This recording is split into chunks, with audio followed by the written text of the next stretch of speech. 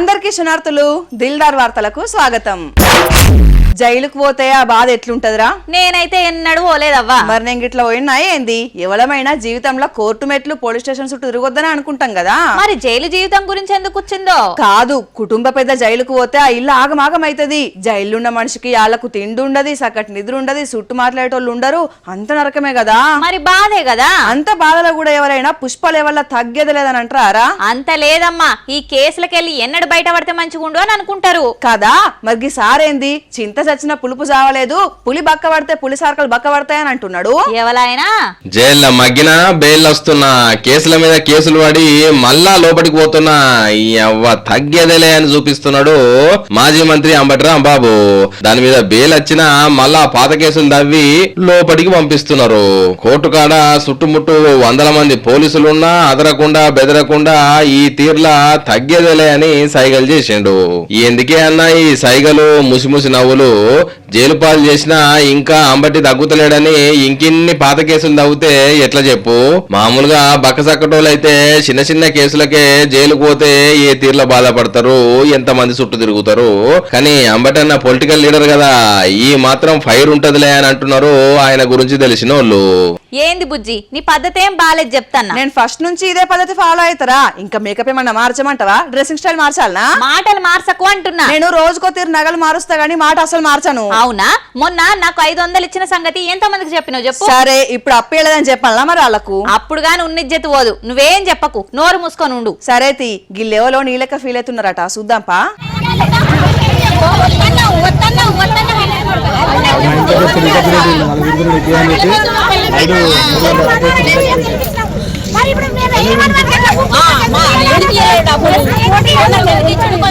వామ్మో, ఓటర్లల్లా ఎంత మార్పు వస్తున్నదుల్లా. గిఫ్ట్లు ఇచ్చినాం, పైసలు ఇచ్చినాం, మా కోటేయలేదని అభ్యర్థి తరపునోళ్ళు తిట్టి జాపిస్తున్నారని కోపంతో అశ్వరావుపేట మున్సిపాలిటీలా గిఫ్ట్ వచ్చిన కుక్కర్లు బయట వారేసిర్రు.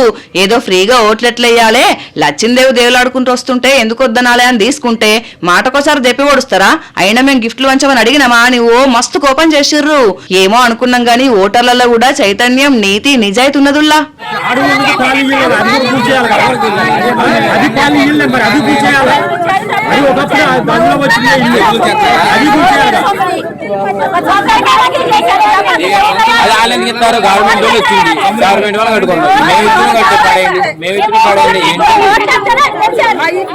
ఇక గీడ వరంగల్ ఓటర్లేమో కొంతమందికే పైసలు ఇచ్చిర్రు, మాకెందుకు ఇయ్యరు, ఆలయ ఓట్లు అని మాయిగా వాని అలిగి బుంగమూతి పెట్టుకున్నారు. లోపల జరిగే పంపకాల తంతును తల్లిదండ్రులు వంచే ఆస్తులు లెక్కనే కొట్లాడుతున్నారు రోడ్డు మీదకి ఎక్కి. ప్రజాస్వామ్యంలో ఓటేసుడు ఎట్ల రూలో, ఓటుకు డబ్బులు తీసుకుని కూడా గంత రూలని ఫీల్ అవుతున్నారు జనాలు. సరిపోయారు అందరికందరూ. ఇంకా కౌంటింగ్ కాకముందే గిట్లున్నారంటే గెలిచినాక కథ ఎట్లుంటదో ఇంకెన్ని చిత్రాలు బయటపడతాయో.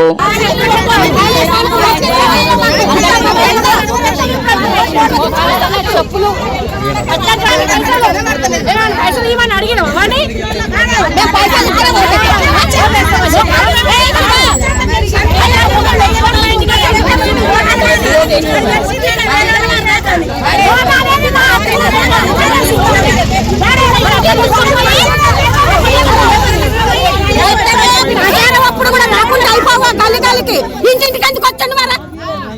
ఓటేయమని ఇంటింటికి ఎందుకు వచ్చండి మరి? మైండ్ ఓటేయమని తెలుసు కదా. అమ్మయ్యా, వాన కొట్టేసినంత పనైంది కదా. నువ్వు వార్త చదివినాక కూడా గట్లనే అనిపిస్తది. మరి ఆ మాత్రం మార్కు ఉండాలరా. అయినా అప్పుడే ఎక్కడొచ్చింది కథ, రేపున్నది కదా అసలు కథ.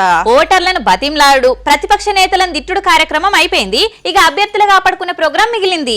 తిరిగి ఒర్రి అలసిపోయిన కౌన్సిలర్ అభ్యర్థులు క్యాంపుకు పోతున్నారు కదా. అది పద్ధతేనాయే. మొత్తానికి 3 ఫైటింగ్లు 6 మీటింగులతోటి మున్సిపల్ పోలింగ్ ఒడిచింది. కౌంటింగ్ బాగున్నదిగా.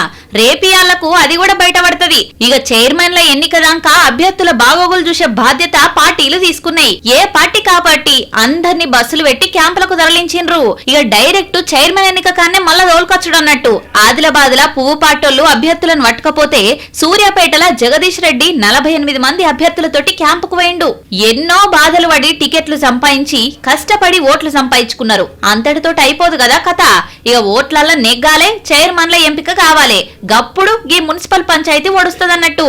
14వ తారీఖు నాడు కౌంటింగ్ అయితే 16వ తారీఖు నాడు ముగింపు కారటి పడుతుంది. దోస్తుగాళ్ళు కలవక కలిస్తే ఏం చెప్తారా?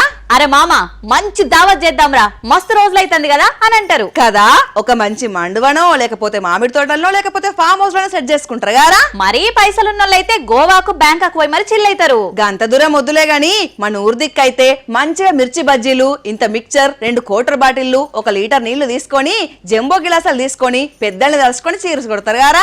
ఇంత మంచిగా చెప్తాన్నావు, నీకు మందలవాటికి ఇట్లుందా ఎట్లా? ఇది చెప్పేటందుకు మందాలవాటే ఉండాలనా ఎట్లా? అయితే కొందరు ఇల్లు వాకిలి ఇడిచిపెట్టి ఎక్కడ మందు కొడుతున్నారో తెలుసా నీకు? ఎక్కడా శ్మశానంలో కొడుతున్నారా ఏంది? అవును, బొందల గడ్డలే తాగుతున్నారు. ఎక్కడవోగా పుణ్యాత్ములది. శ్మశానంలో సిట్టింగ్ వేసి సభ్య సమాజానికి సందేశాలు ఇచ్చే కార్యం పెట్టుకున్నారు ఈ తాగుబోతులు ఇద్దరు.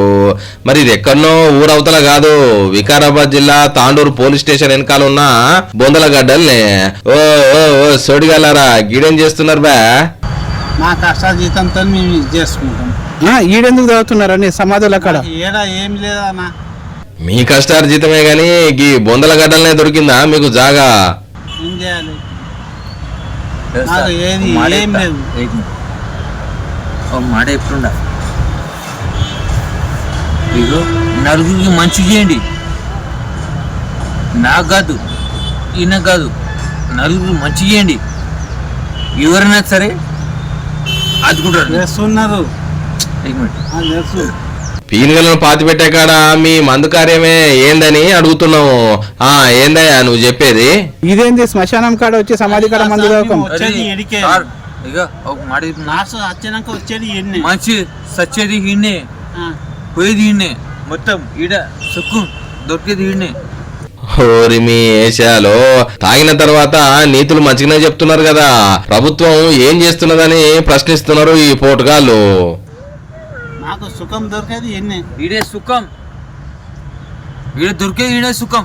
కానీ అది గిటే కబ్జా చేస్తున్నారు, అది గిటే కబ్జా చేసి చేస్తున్నారు. గవర్నమెంట్ ఏమన్నా అడుగుతారా సార్ మీరు? అది గిటే కబ్జా చేసి ఏమన్నా అడుగుతారా చెప్పండి. అది గిటే కబ్జా చేసి చేస్తున్నారు. అరే మనిషి సస్తే గిటే మీ టాలెంట్ అంతా న్యూస్లనే వచ్చింది కానీ ఇగో ఇట్లున్నారులా తాగుబోతులు. నేను చిన్నగున్నప్పుడు బస్ ఎక్కంగానే నిద్రపోయేదిరా, అదేం మాయనో ఏమో. మరి ఆ రోజులల్లా బస్సులు రోడ్ల మీద పోతుంటే ఉయ్యాలుగినంత పని అయ్యేది. మరే అప్పట్లో మట్టి రోడ్లాయే, దిగుడు ఎక్కుడు తోటి ఉయ్యాలైనా జంపాలైనా అని పాడినంత హాయిగా లాలివన్నట్టే నిద్రపోయేది. అప్పుడు కాబట్టి సరిపోయింది గాని పుట్టుక్కున అట్లాంటి రోడ్ల మీద ఇప్పుడు తిరిగితేవా అంటే నేను అడుములు సాపైతే కావచ్చు. ఎక్కేటప్పుడు మనం ఎక్కుతాం, గట్లాంటి రోడ్లలో తిరిగినాక దిగాలంటే ఇద్దరు బట్టి దింపాల్సిందే. అయితే బొంబాయి రోడ్ల మీద కూడా ప్రయాణం చేస్తుంటే పాటలు వినిపిస్తున్నాయట్రా. అంటే దబెల్ దబెల్ అని ఎత్తేస్తుంటాయి, గదేనా మ్యూజిక్ అంటే? ఏహే అట్లాంటి మ్యూజిక్ కాదురా, ఏఆర్ రెహమాన్ ట్యూన్ చేసిన పాట వినిపిస్తది. అబ్బా ఇన్ఫీరా.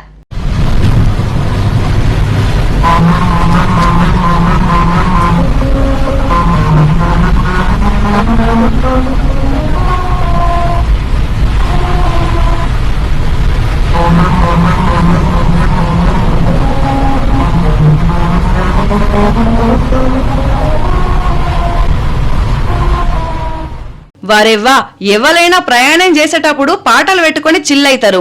అదే ఈ రోడ్డు మీద రోడ్డే పాట పాడుతుంది. కాకతీయులు కట్టించిన రామప్ప దేవాలయంలా ఏ స్తంభం ముట్టుకున్న సంగీతం వినిపిస్తదంటారు కదా, అట్లనే ఉన్నది ఈ రోడ్డు కూడా. దేశంలోనే ఫస్ట్ ప్లేస్ కొట్టింది musical road. Mumbai coastal road Nariman point కెళ్లి వర్లి దిక్కుపోయే లైన్ లా 500 మీటర్ల మేర ఈ మ్యూజిక్ వినిపిస్తా అన్నట్టు. ఈ రోడ్డును మహారాష్ట్ర సీఎం దేవేంద్ర ఫడ్నవీస్ ప్రారంభం చేసిండు.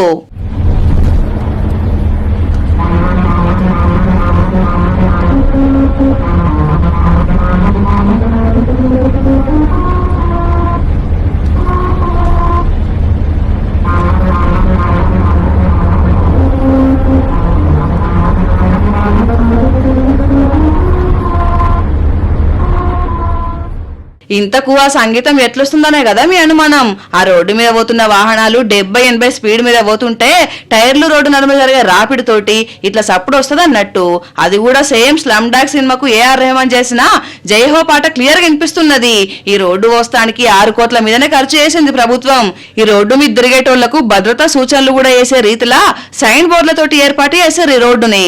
ఈ సంగీతం మాత్రం హైలైట్ అన్నట్టు. దేశంలోనే మొట్టమొదటి మ్యూజికల్ రోడ్డు కూడా ఇదే.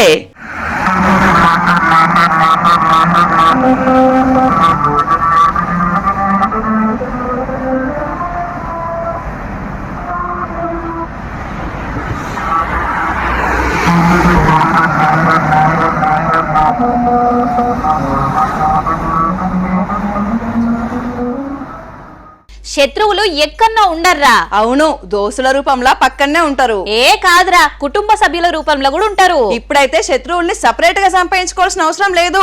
కడుపున పుట్టినోళ్ళు తోడ పుట్టినోళ్లే చాలు. అవును, అయినోళ్ళను కూడా నమ్మే పరిస్థితి లేదంటే అనుబంధం ఆత్మీయత అంతా బూటకమే. అవసరం తీరేదాకా ఆడే నాటకం కూడా. కడుపు కట్టుకొని గని పెంచిన తల్లిదండ్రులను కడుపున పుట్టినోళ్ళే మోసం చేస్తున్నారంటే ఇంతకంటే కలికాలం ఏముంటది చెప్పు. జరిగే ఘోరాలు చూస్తుంటే ఈ కలికాలం కూడా దగ్గర పడుతున్నట్టే కొడుతుంది. సరేతి, ఆ దారుణమేందో నా నోటితోటి నేను చెప్పలేను, నువ్వే చెప్పు.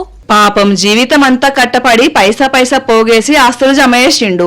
పోయే ముంగల కడుపు నిండా 4 మెతుకులు తిందాం, సేద చేద్దాం అనుకుంటే ఆ అదృష్టం లేకుండా పోయింది పెద్దయ్యకు. అయ్యో ఏమైంది? ఎవరన్నా ఆస్తులు గుంజుకొని మోసం చేస్తారా అనుకుంటున్నారా?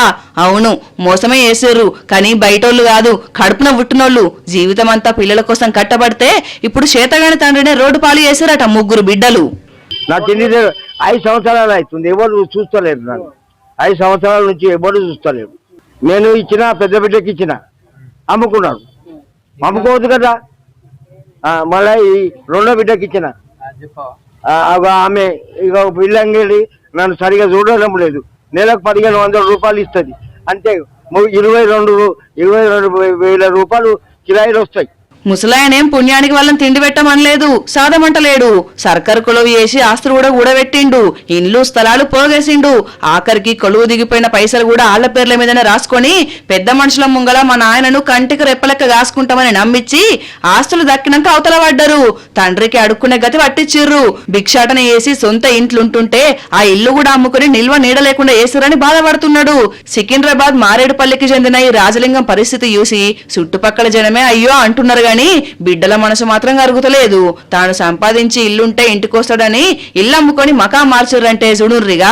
నేను నా బిడ్డల పేర్ల మీద చేసిన ఆస్తుల రిజిస్ట్రేషన్లు రద్దు చేసి నా ఆస్తులు నాకు ఇప్పేయాలని కోరుతున్నాడు పెద్ద మనిషి.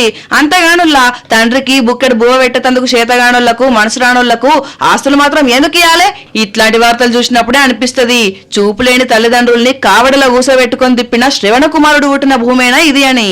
శివరాత్రి దగ్గర పడుతుంది, ఏర్పాట్లు ఎట్లా సాగుతున్నాయి? పెద్ద భక్తురాలివి నువ్వే పాలే. వేమ్లాడ రాజన్న కొలుపు కోడేలు సిద్ధం, శ్రీశైలం మల్లన్న లగ్గానికి తలపాగా సిద్ధం. మరి కోటప్పకొండ ప్రభలు అగో అక్కడికే పోయి చూసొద్దాంపా.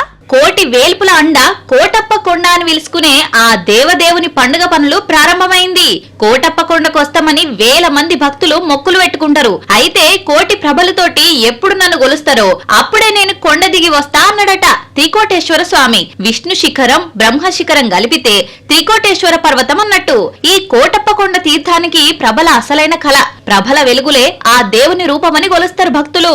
ఈ ప్రభలకు ఏండ్ల చరిత్రున్నది, తరతరాల నమ్మకం దాగున్నది. శివరాత్రికి చిలకలూరిపేట, పురుషోత్తమ పట్నం, కావూరు, మద్దిరాల, బొప్పురు, అప్పాపురం, లింగంగుట్ల, కమ్మవారిపాలెం ఊర్లకెళ్లి పదుల సంఖ్యల ప్రభలను తయారు చేస్తారు. ఒక్కొక్క ప్రభకు 30 నుంచి 40 లక్షల ఖర్చుతోటి కులమత వర్ణ భేదాలు లేకుండా తయారు చేస్తారు. నాటి తరం గుర్తులను నేటి తరానికి అందించే రీతిలా వీటిని తయారు చేసి ముందు తరాలకు చాటి చెప్పే ఉద్దేశం అన్నట్టు. ప్రభల పగ్గాలు చేతవట్టి చేదుకో కోటయ్య ఆదుకో కోటయ్య అని ఆ భగవంతుని స్మరించుకుంటా శివరాత్రికి ముందు రోజు కోటప్ప కొండకు ఊరేగింపుగా తీసుకుపోతారన్నట్టు.